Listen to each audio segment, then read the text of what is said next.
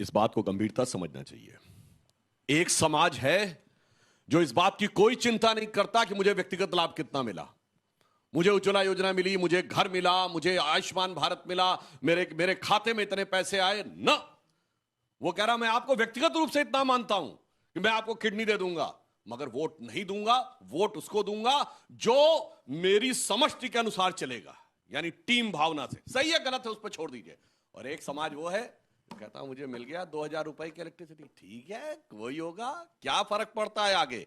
एक समाज वो है जो कहता है I will not care about whatever you are giving, help with you what you have given, I will only take care of what my future is there for the community. दूसरा कहता है I will only care for what I have got, help with the future of my community. गुस्सा में अंग्रेजी बोलते हैं क्या? नहीं सुनिए, एक समष्टि भाव से खेल रहा है और एक व्यक्तिगत भाव से खेल रहा है। और टीम वो जीतती है जो टीम स्पिरिट से खेलती है, और बाकी टुकड़े उकड़े में होकर संख्या ज्यादा होने से कुछ नहीं होता है। जीतते वो हैं। अगर मैं आपसे कहूं एक दीवार है और ये दीवार अंदर से भुसभुसी हो और इस पे 10% केवल इसके साइज का स्टेनलेस स्टील की रॉड हो, तोड़ देगी दीवार को।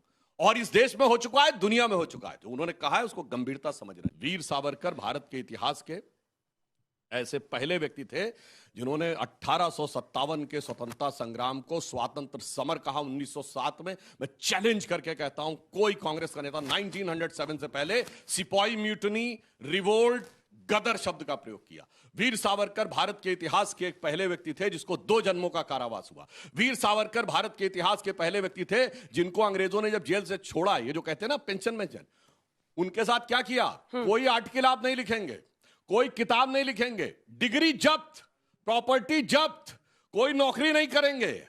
अगर आप ये कहेंगे तो उसकी वजह से ऐसे तो आप कहेंगे जेल में जाके वो रोटी तोड़ रहे थे। तो एक वीर सावरकर पे तो कहा गया निकलने के बाद भी किताब नहीं लिखेंगे। पंडित जवाहरलाल नेहरू जेल में रह के किताब लिखते थे और उसके लिए उनको टाइपिस्ट भी मिलता था, खानसामा भी मिलता था, अहमदनगर फोर्ट में जाके रहते थे।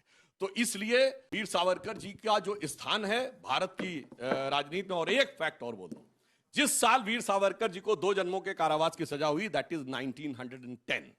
और जाके अभी चेक करिए 1910 में कांग्रेस का अध्यक्ष कौन था? विलियम वैडनबर्न, ब्रिटिश सरकार का secretary government of India under the British rule, वो आपका अध्यक्ष था वो। और इनको वीर सावरकर को इतना बड़ा दुश्मन मान रहा था कि 2 जन्मों का कारावास दे रहा था। और ये कहते हैं साहब ये लड़ाई लड़ रहे थे किसके? ब्रिटिश सरकार के नीचे बैठ के। और वीर सावरकर ने क्या कहा था बाहर निकल के? चलो इसी बहाने अंग्रेजों ने ये तो माना कि दूसरा जन्म भी होता है।